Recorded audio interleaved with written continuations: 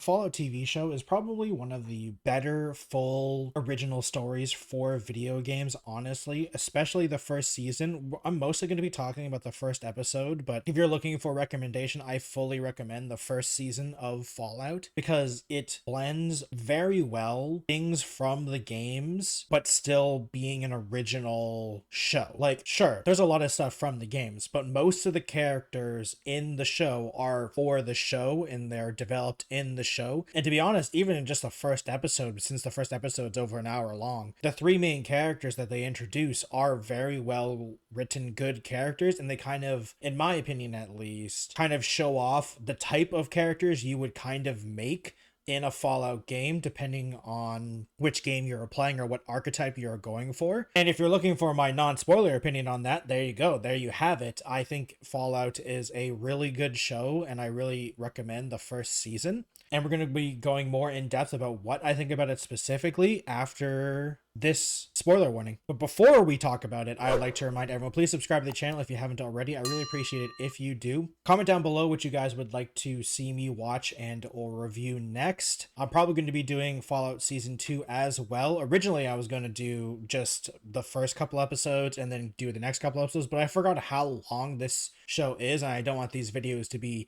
5 billion years long, so we're just going to be talking about the first episode, but I wholeheartedly recommend the entire season. So I think the first thing we should talk about in Fallout is the three characters that you meet: Lucy, Max, and the Ghoul. Now, Lucy, I think, is one of, honestly, the better characters, especially in the first season. She goes through a really big character arc, and she is by far the best stereotype vault dweller in all of Fallout. She plays the role perfectly. Now, her younger brother is kind of a good character as well, but he obviously plays a smaller role in the first few episodes than Lucy, because Lucy is the main character. And one of, I think, the clever things in the show, when they introduce Lucy and the vault that she is in, she kind of goes through her special stats, or at least talking about what she is good at in terms of her traits and stuff like that. It's a very Fallout way to introduce a character, and with the wedding and all that type of stuff, with the differences for her and the other people. Now, obviously, the big reveal of all the people from Vault 32 are actually raiders and not vault dwellers.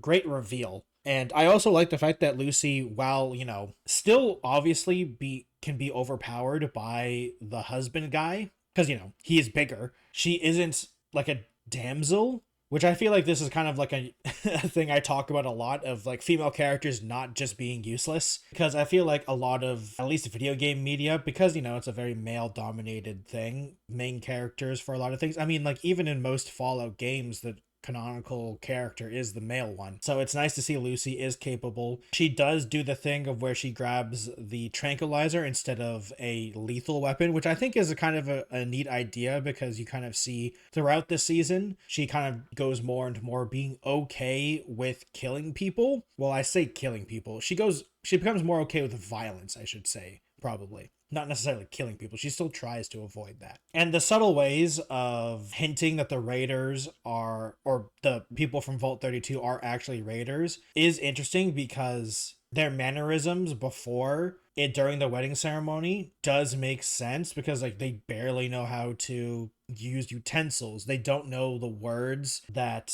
Lucy is saying, because they're very complex words. It's also interesting to see that none of the people in Vault 32 notice the radiation like Lucy does eventually. And then obviously the big takeaways of when, after they are done banging, he like wipes himself with the curtains, the radiation drinking from the vase, all that type of stuff. It totally makes sense. And obviously the fight scene is great. It is really good. And the gore, honestly, like, I think one of the more interesting things is, while the gore obviously is a show thing, but like it's also a Fallout thing. Like, Fallout is a messed up world, and the games have always been very gory. Like, the kill, even going back to the 90s games when it was an isometric RPG before Bethesda took over, like, some of those death animations are insane. And it's really good to see that the show wasn't trying to shy away from that type of stuff. Like, people get messed up in this show. It's not just getting shot, it's getting maimed and like ripped apart and stuff like that. And I think just to go back slightly to the very beginning of like the pre-war stuff that we're going to see a lot throughout the season is really cool. And we don't know this yet, obviously, but we know that Vault Boy himself is the guy that we're looking at with the cowboy hat, and he is the ghoul. And I think it's really cool to see like the differences between pre-war Ghoul and post-war Ghoul, and just how dedicated he is to try and survive to find his family. Though to be fair, we don't necessarily know that yet. We don't know that why he's striving to survive so hard. We do have an inkling, of course. But then after the massacre that is the vault and the capturing of Lucy's dad, which is classic Fallout, going after your dad, we go to Max. And Max is the Brotherhood guy. And this Brotherhood is interesting because this Brotherhood is very much more, I guess, religious, I should say. Because other Brotherhood stuff, they are religious, don't get me wrong, but it is very much more on the religious side with like the clerics, the incense, the rituals. It's very interesting to see. And of course, Max's friend getting maimed and then Max being blamed on it shows. Even though eventually, of course, we do learn that it wasn't him. I do kind of wish it was him, but you know, I understand that it's very out of character for Max to do something like that, especially now, because he really doesn't know what to do with himself, because he wants to go out and be a knight and do all this crazy stuff, but he doesn't know how to deal with his emotions because he wanted it to happen. He was glad that it happened, and he doesn't know how he feels about that. And I really like that sort of juxtaposition of the two characters, and I really enjoyed that fact. And to be fair, Max does grow into a really interesting character. I mean, they all are interesting characters and grow into interesting characters. I personally think Max starts out the weakest, but that's only because that's kind of the way Max is. Like, I'm not saying weakest in terms of acting or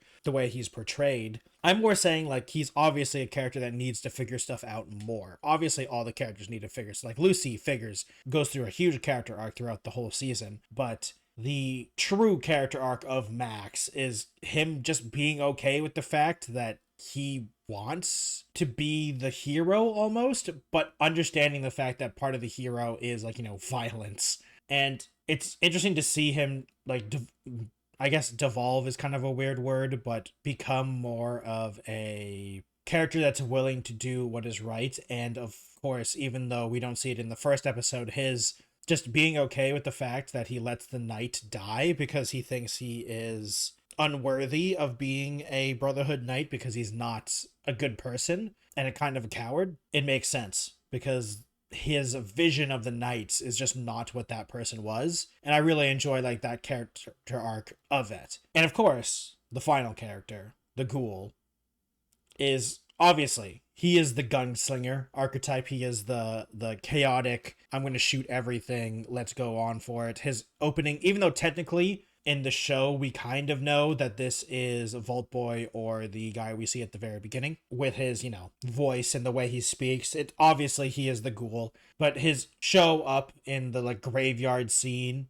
and him taking down the three guys that are trying to recruit him, or I say recruit, and I give that a very, because they're basically trying to turn him into sort of a slave, and they don't even treat him like a person. And you could argue that ghouls are no longer people, but like that's a whole Fallout lore thing that you can argue. He's a mutant technically, so it's interesting to see that difference between old ghoul and, I guess I should say, pre-war ghoul and post-war ghoul, because obviously that you could tell that pre-war ghoul is a relatively good person, but a lot has changed since then, and he is a very old person now. So it's interesting to see like what he is now and going after the person that the other guy wanted, the bounty that they are looking for, which I actually don't know the answer to this. I'm pretty sure he works for the whatever is left of the government, what is generally called the Enclave, or I guess, yeah, they generally are called the Enclave. So it's going to be interesting to see how well that goes with the storyline. Like I said, I actually don't know. I have not watched season 2 yet. I've only rewatched/watched season 1. So I actually don't remember or don't know what happens in the future seasons when it comes to what actually goes down when it comes to the Enclave stuff. And it's very interesting, honestly. It's really cool to see the different factions. I mean, that's one of the cool things about the whole Fallout thing, is seeing the references in the game and or the things they take from the games to put in the show. Like for instance, I think one of the things to talk about as well is basically a lot of the Vault stuff obviously is from Fallout 4. The Vault suits, while they are kind of all games, they are obviously mostly used from Fallout 4 or 76, because they are the most visually to see, and most people I feel like are coming from this show either playing Fallout 4 or not knowing at all. And I think that's one of the best things about the show, is that you don't need to know anything about Fallout to enjoy this show, but if you know Fallout, you can kind of understand some of the more background things in that's happening. Like, you know what vaults are. You know that Lucy's in a vault, so what does that mean? Because what experiment is happening on the vault? And even though when the reveal is happened throughout what the experiment is, it's a pretty tame experiment, let's be real, considering what messed up things happens in vaults.